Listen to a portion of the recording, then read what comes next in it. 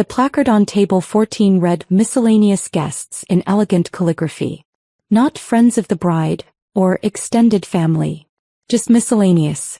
I stood in the hotel ballroom entrance, watching my cousin Vanessa's wedding reception take shape. Crystal chandeliers, ice sculptures, a 12-piece orchestra. The kind of event that made society magazines. Sky. My Aunt Caroline materialized beside me, champagne in hand. "Oh good, you're here. There was confusion about your +1 situation. You came alone, correct?" I'd spent 3 days at UN headquarters coordinating security protocols for an international summit. I'd taken a red-eye to make this wedding. Correct. Perfect. Table 14 will work beautifully. It's near the bar. She lowered her voice. Just between us, we needed to fill some seats. Vanessa's guest list was ambitious, and not everyone could make it. You understand. Table filler. That's what I was. My mother found me next. "Sky, your hair." She reached up. I pulled back. "I'm just saying, Vanessa hired professional photographers. Try to look presentable." "I look fine, Mom." "You look tired. When was the last time you took a vacation? All this traveling for work can't be healthy." I tried explaining my job once. International security consultant specializing in diplomatic protection. I'd coordinated security for 3 G20 summits, advised on protection details for visiting heads of state, and currently served as lead consultant for the State Department's Diplomatic Security Division. My mother had glazed over after security, and asked if that meant I was like a bodyguard. "Close enough," I'd said, and stopped trying. My Uncle Richard joined us. "Still doing that security guard thing?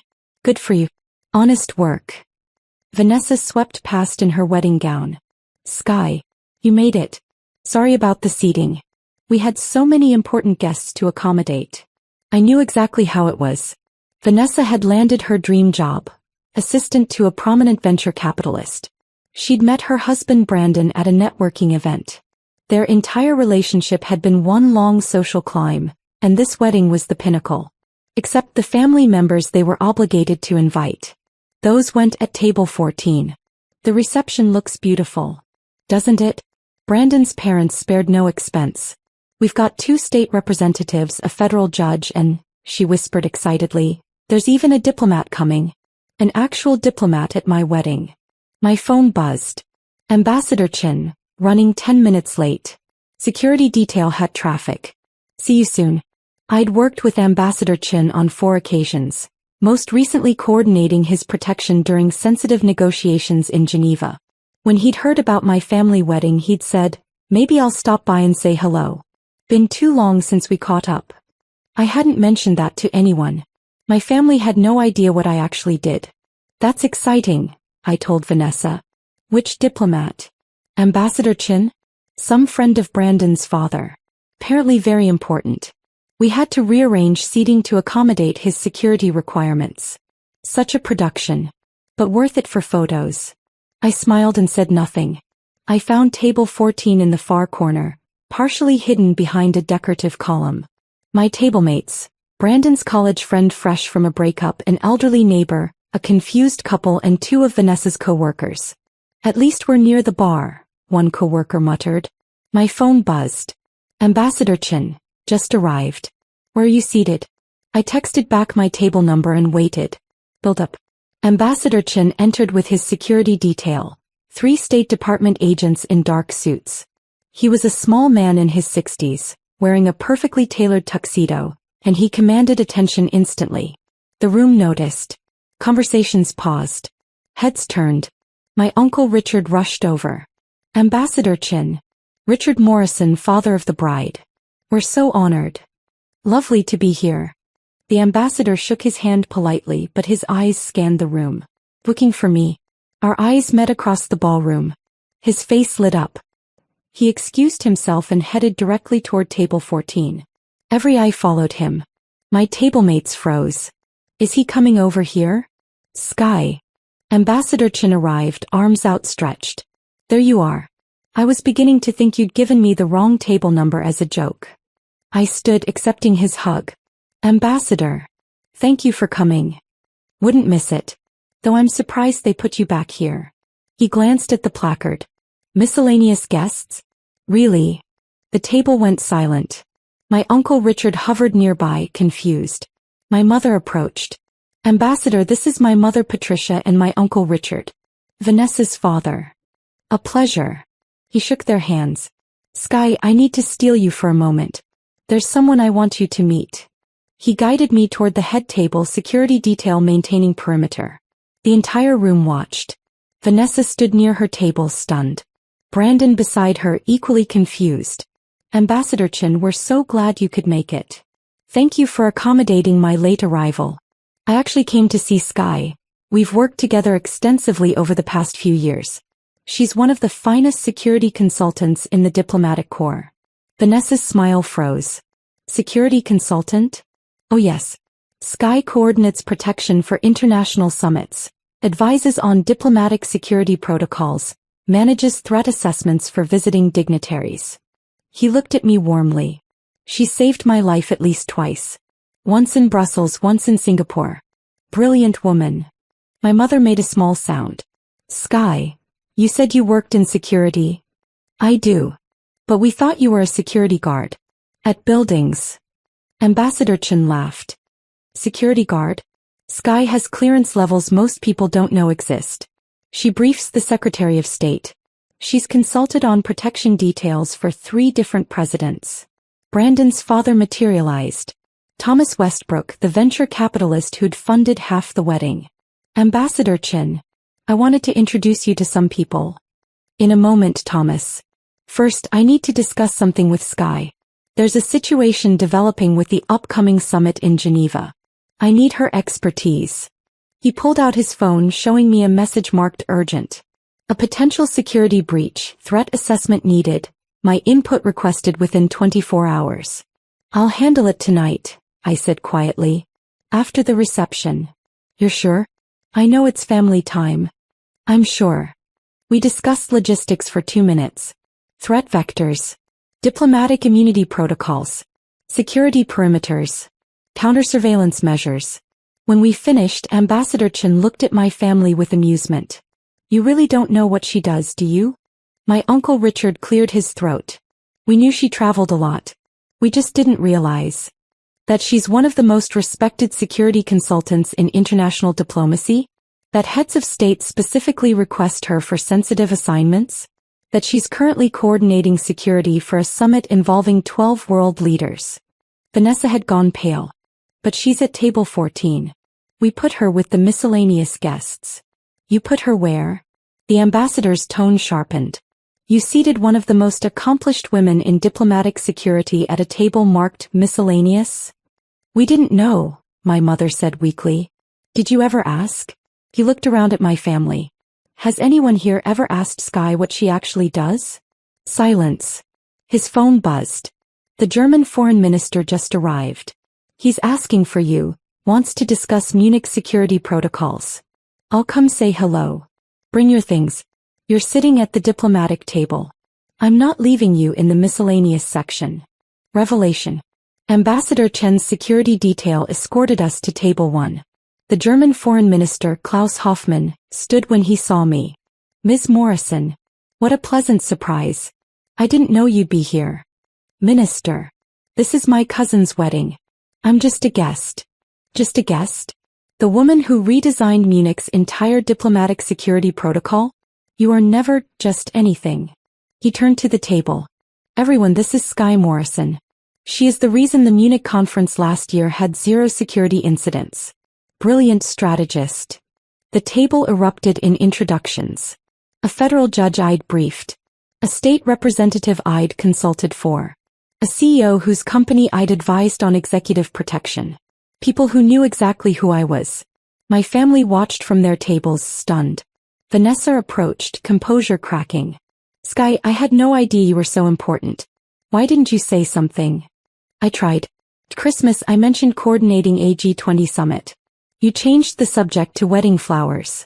At Easter I talked about the State Department. Mom asked when I was settling down. My mother flinched. Ambassador Chen showed photos on his phone. This is Sky in Geneva. This is Brussels. She identified a threat before anyone else knew there was a problem. And Singapore. She prevented what could have been a major diplomatic incident. Brandon's father studied me with new interest. Ms. Morrison, my company is expanding internationally. We could use your expertise. Would you be interested in consulting? I'm fairly booked through next year, but I can have my assistant send you availability. You have an assistant? 3. And a team of 12 analysts. We run a private security consulting firm specializing in diplomatic protection. Vanessa's face was red. You own a company? How did we not know this? You never asked. None of you did. The foreign minister raised his glass. A toast. To Skye Morrison, who keeps world leaders safe. Without her, diplomacy would be considerably more dangerous. The diplomatic table raised glasses. Then the federal judge stood. Then the state representative. One by one, important guests stood and toasted. To me, the miscellaneous guest. My family remained seated, shell-shocked. Vanessa pulled me aside. I'm so embarrassed. If I'd known. If you'd known I was important, you would have treated me differently? That's worse, Vanessa. That's not fair. Isn't it? You called me a table filler. You seated me with strangers because I wasn't impressive enough. You've spent 6 months bragging about this wedding but couldn't ask about my life even once. Tears filled her eyes. Can you forgive me? Eventually. But not today. Resolution. The reception transformed. What had been Vanessa's perfect society wedding became an impromptu networking event centered around me. Diplomats, politicians, and business leaders discovered someone actually worth talking to. The foreign minister pulled me aside. The Geneva summit. I heard there are security concerns. Your assessment. We spent 20 minutes discussing threat protocols while my family watched. Finally understanding the cousin they'd dismissed was operating on a different level. My Uncle Richard approached. Skye, I owe you an apology. We've been treating you like you were unsuccessful. You treated me like I was nobody. Because I didn't brag. Because I didn't need your validation. Can we start over? I'd like to know about your work. See. But Uncle Richard, I'm tired of proving myself to people who should have believed in me from the start. My mother came next, mascara smudged. I'm so proud of you. Why didn't you tell me? I did tell you, Mom. You weren't listening. You were too busy being disappointed I wasn't married with kids. Vanessa found me as dancing started. Everyone's talking about you instead of my wedding. Is that my fault? No. It's mine. I didn't value you. I was too focused on impressing Brandon's family. She took a shaky breath. I put you at the miscellaneous table. My own cousin. I know. Can you ever forgive me? Ask me again in 6 months. After you've actually tried to know me. Ambassador Chen prepared to leave. Walk me out. At the entrance he said, you handled that well. Not everyone could maintain composure when their family publicly realizes they've been underestimating them. Part of the job, Ambassador. It is indeed. The Geneva summit. I'm serious about needing you there. I'll be there. I never miss a summit. He left and I returned to find the reception winding down. The damage to Vanessa's perfect wedding was permanent. It would be remembered as the wedding where the miscellaneous guest turned out to be more important than everyone else. Thomas Westbrook cornered me. Ms. Morrison, I'm serious about that consulting offer. Name your price. I handed him my card. Have your people call my people. His eyes widened at the credentials listed. You're not even going to negotiate? Mr. Westbrook, I just spent 3 days coordinating security for a UN summit. Next week I'll be in Geneva ensuring 12 world leaders don't get assassinated. I don't negotiate because I don't need to. I left at 11. My phone buzzed. My assistant. The Geneva brief is ready. Also 3 new client inquiries from tonight. Including one from a German foreign minister? I smiled. Handle routine inquiries. I'll call the minister tomorrow. And clear my schedule for 48 hours. I have a security assessment to complete. Vanessa, I'm so sorry. You deserved better. I'll do better. My mother, your father and I want to learn about your work. Really learn. Dinner next week? We'll listen this time. I sat in my car looking back at the hotel. I'd spent years being underestimated. Years being dismissed as the unsuccessful cousin who traveled too much. Tonight they'd learn the truth. I wasn't unsuccessful. I was just successful in ways they'd never bothered to understand. and I'd never be seated at the miscellaneous table again. The next morning I woke to 17 missed calls. My mother. Vanessa. My uncle Richard. Even Brandon's father Thomas Westbrook. I ignored them all and opened my laptop. The Geneva security brief required my full attention. 12 world leaders, 43 diplomats, 200 security personnel to coordinate. This was what mattered. Not family drama. Not wedding seating charts. My phone rang again. Ambassador Chin. Ambassador. Sky. I apologize for last night. I didn't mean to disrupt your cousin's wedding quite so dramatically.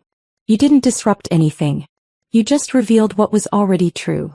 Still, family is complicated. I know that. He paused. The foreign minister wants you in Geneva 3 days early. He's concerned about the venue security. Can you make it? I'll be there. Good. Because honestly, I don't trust anyone else with this. You're the best, Sky. Don't let your family's blindness make you forget that. After we hung up, I finally checked the messages. My mother's voicemails progressed from apologetic to desperate. Vanessa's texts were long paragraphs of regret. Uncle Richard wanted to make things right. Only one message made me pause. From my father, who'd been silent throughout the entire wedding. Your mother showed me your credentials. I had no idea. I'm sorry we never asked. I'm sorry we never saw you. Can we try again? I stared at those words for a long time. Then I booked my flight to Geneva and got back to work. Family could wait. The world needed protecting first. And maybe, just maybe, when I returned they'd finally be ready to see me for who I actually was.